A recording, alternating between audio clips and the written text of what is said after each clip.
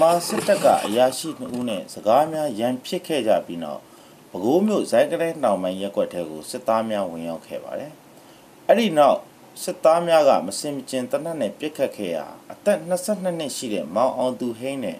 အသက်18နှစ်ရှိတဲ့မောင်ချိုးပိုင်စောတို့ပွဲချင်းပြီးတည်ဆုံခဲ့ပါတယ်။2010ခုနှစ်စက်တင်ဘာလ4ရက်ညသကောင်12နာရီခန့်မှာဖြစ်ပွားခဲ့တဲ့အဲ့ဒီပြစ်ခတ်မှုကြောင့်မောင်အောင်သူဟိန်းဟာတနက်6ချက်ထိမှန်ပြီးမောင်စိုးပိုင်စောကတော့တနက်4ချက်ထိမှန်ခဲ့တယ်လို့ရက်ကွက်လူထုကပြောပါတယ်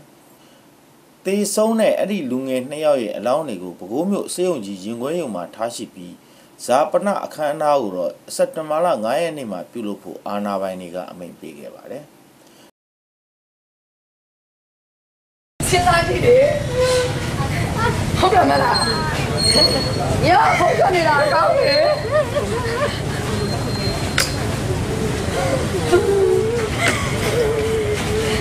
အမလူပြောင်းလုံးဆုံးရှုံးပြီးပြီဘိုးတန်းလို့ကြားတာဘုရားသုံးသူဘုရားသုံးသူတတ်တာအဲ့ကြမူးပြီးပြစ်တာတော့ဟုတ်တယ်အတွဲလိုက်ပါပြစ်တယ်သူ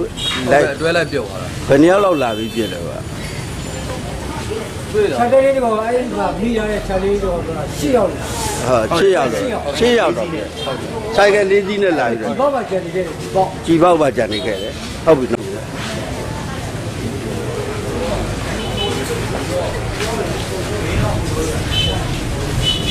ဒီနေ့သူတို့ကအားချင်းလာချခိုင်းတယ်သူအတုပါဘူး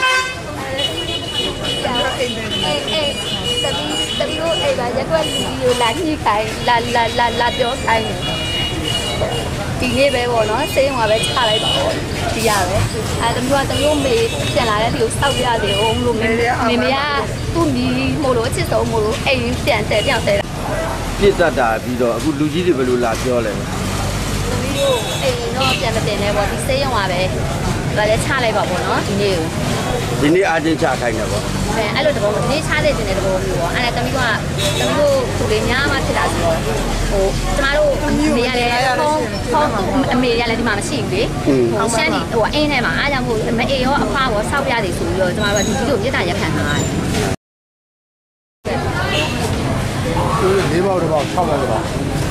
4ပေါက်တော့ပါ6ပေါက်6ပေါက်တော့6ပေါက်တွေပေါ့တယောက်တည်းမှမှန်နေတာဟုတ်2ယောက်က6ချက်6ပေါက်တရားဟုတ်4ပေါက်တရားကြီးစက်တနတ်တန်ရက6ပေါက်ရတဲ့လူ6ပေါက်တွေပါ4ပေါက်က4ပေါက်တယောက်အခုဒါကိုပေးဖွင့်မကြည့်ဘူးနော်ညနာတွေလည်းအုပ်ထားတာဌာနဆိုင်ရာနေလာပိတ်ပါ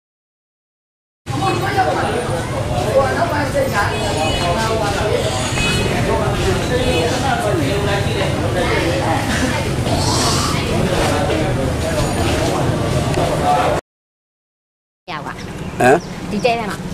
အဲ့ပြစ်မဲ့2ယောက်ဟိုဘက်ထိတ်က2ယောက်ကတော့ဟိုဘက်ကဝင်လာအဲ့ဒါတော့တမီးမသိဘူးနောက်အဲ့2ယောက်ထဲကို1ယောက်ကပြစ်တာဒီမှာလဲသွားတဲ့နေရာဒီတော့ဒါတို့တလဲတွေနဲ့ရေတွေနဲ့ဟိုပြောတာဒါတွေအကုန်စင်ကုန်တာဒီတော့အဲ့လိုတွေးအထဲထဲ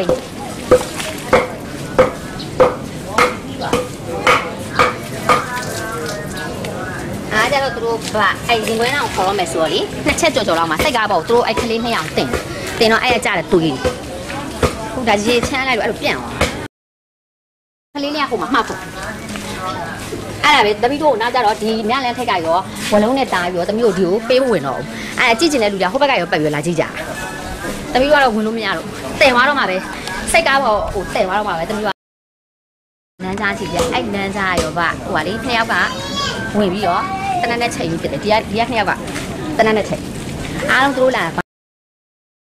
ချိန်တော့ဖြစ်တာဗျာ12နာရီပြောပါ12နာရီ40လောက်မှာဖြစ်တာသူတို့ဂျန်စားဖြစ်တဲ့အချိန်က12နာရီလောက်မှာဖြစ်တယ်ဖြစ်ပြီးတော့သူတို့အဖွဲ့ဒီထဲဝင်လာတဲ့အချိန်မှာနောက်ကနေပြီးတော့စစ်သားတွေကကယ်လီဖိုးနီးယားဆိုင်ရှိမှာဟိုတဲကဂျီသူရီသမားကကာလီဖိုးနီးယားရှိဟုတ်ပဲစတန်သမားကလမ်းလဲကောင်လောက်ရောက်တဲ့အချိန်မှာမောင်းတင်ပြီးတော့သူတို့လမ်းထိပ်မှာစိုက်ကားသမားတယောက်ကိုမေးတော့စိုက်ကားသမားကျွန်တော်လည်းမသိဘူးကျွန်တော်အိတ်နေတာကိုပြောလိုက်တယ်အဲ့အချိန်မှာသူတို့ကဒီဘိုင်းနဲ့ဝင်လာပြီးတော့လမ်းခလေကောင်လောက်ရောက်တဲ့အချိန်မှာလမ်းကိုပင်20လောက်ရောက်တဲ့အချိန်မှာတနက်ထောက်ပြီးတော့ဝင်လာပြီးတော့ဒီထဲရောက်တဲ့အချိန်မှာကောင်လေးတွေရတယ် အပြန်လာမော့စကားနဲ့ထူတာပါညာစကားများတာရှိတယ်အဲ့ဒီအချိန်မှာသူတို့ကလည်းမပြစ်တော့ဘူးထင်တယ်ပြစ်တော့ထင်ပြီးတော့ကောင်လေးတွေကဒီနားမှာညံ့နေတယ်ဖက်ကြံခဲ့တဲ့ဖက်တော့လာကုန်းကောက်တဲ့အချိန်မှာဒီနားမှာပုံနေတဲ့2ယောက်ကထွက်ပြီးပြောသွားတာ2ယောက်တည်းဒီရေဦးစင်မှာပုံနေတယ်ဟုတ်ကဲ့အားလုံးရဲဘော်ပဲ2ယောက်လောက်စစ်သားရဲဘော်စစ်သားဟိုထိတ်မှာ6ယောက်လောက်ကြံခဲ့တယ်ဒီထဲကိုဝင်လိုက်လာတာ6ယောက်9ယောက်လောက်ရှိတယ်တူကလည်းအမိန်ပေးတယ်လို့ကြားတယ်အဲ့ဒီအရိုက်ခံရတဲ့ဘူကလမ်းရောက်တဲ့အချိန်မှာဝေါ်ကီတော်ကီနဲ့ပြစ်ပြီးတဲ့အခါမှာလမ်းထိပ်ကိုပြန်ထွက်လာပြီးတော့ကြိုက်တဲ့ကောင်စမ်းကျင်တဲ့ကောင်စမ်းအကုန်တေချင်းစိုးနဲ့တေကုန်မယ်ဆိုပြီးတော့ပြစ်ခဲ့တဲ့စစ်သားပြောတယ်